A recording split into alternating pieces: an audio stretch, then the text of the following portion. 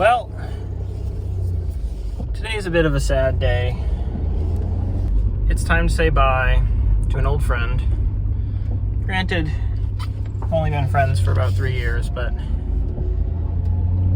we're gonna ship the 4Runner down the road. And it was a pretty hard decision to come to, frankly.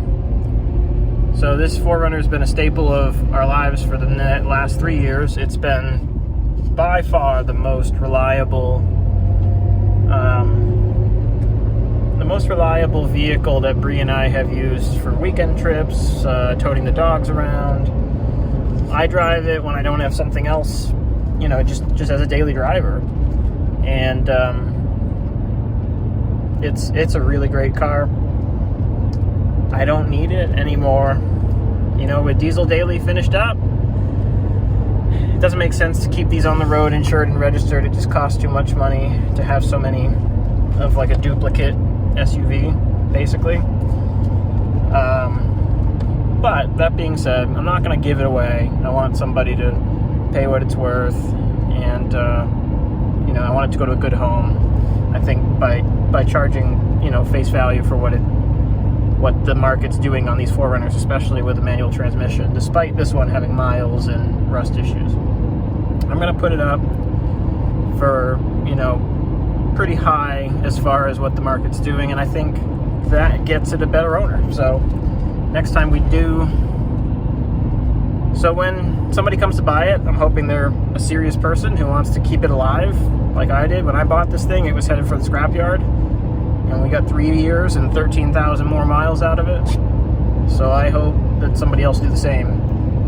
I'm going to pull up into a little turnoff up here. We'll do a little tour. If you're somebody who doesn't know anything about third generation Toyota 4Runners, I think this is probably one of the best, if not the best, SUVs ever made.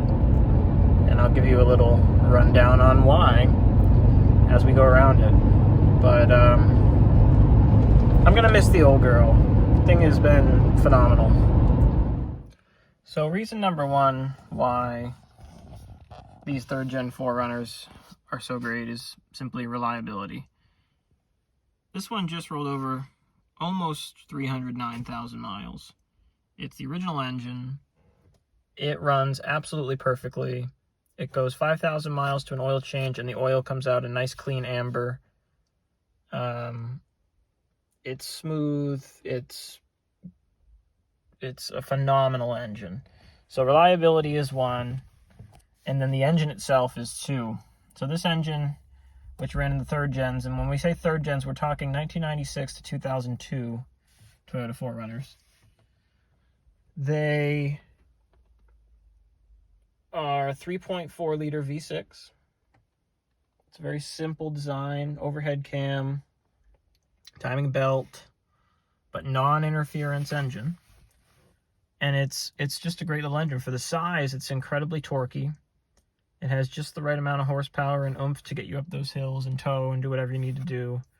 It's not fast by any standard, but it just feels potent. When you hit the gas, it puts you back in the seat. There's this nice surge of torque, something that's lacking from the newer 4 liters and the newer 3.5s in the Tacomas and new 4Runners. So it was probably the best engine they ever made. Well-known 600, 700,000 mile engines, on the mechanical components, pistons, rings, that sort of thing. They will just go and go and go. And number 3, I'm going to say just size. I think the size of this 4Runner is probably the perfect size SUV for a small family. It has a huge cargo area. The roof is just high enough where tall people will never feel claustrophobic, but you can fit trash cans back there, for example.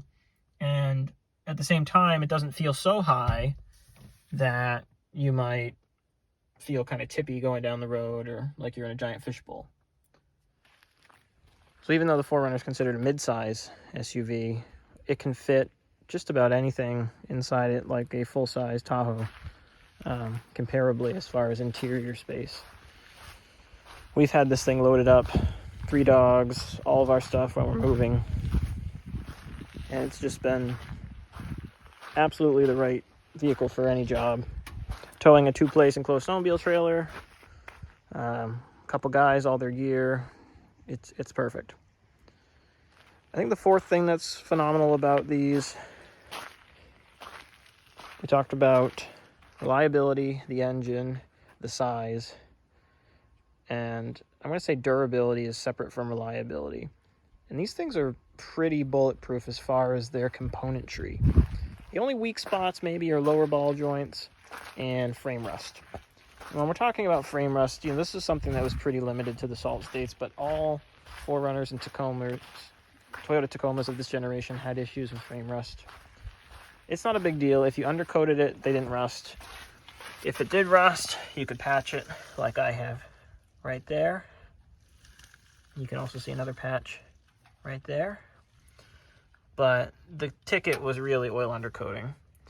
This wasn't undercoated for the majority of its life, so you see some rust happened here on the rockers and such, and in the frame. But since I've owned it, it's been undercoated, and the rust hasn't spread any further. So, I am going to miss the old girl. I really don't want to get rid of it. But the Jeep is more modern, it's nicer for long distance driving, it's much quieter, it's much better on fuel, despite the diesel surcharge. This gets 14 to 16 miles a gallon, even with the manual, where the Jeep is getting me around 20 right now. Sometimes 22 if I'm gentle on the highway. So, I am going to miss it. And this is just a quick video saying goodbye, because I know this thing's been a staple in the back of all my other videos. It gets me where I need to go. But moving forward, that'll be the Jeep, and hopefully whoever gets this next will love it as much as we did. So, goodbye 4Runner. Catch you guys next time.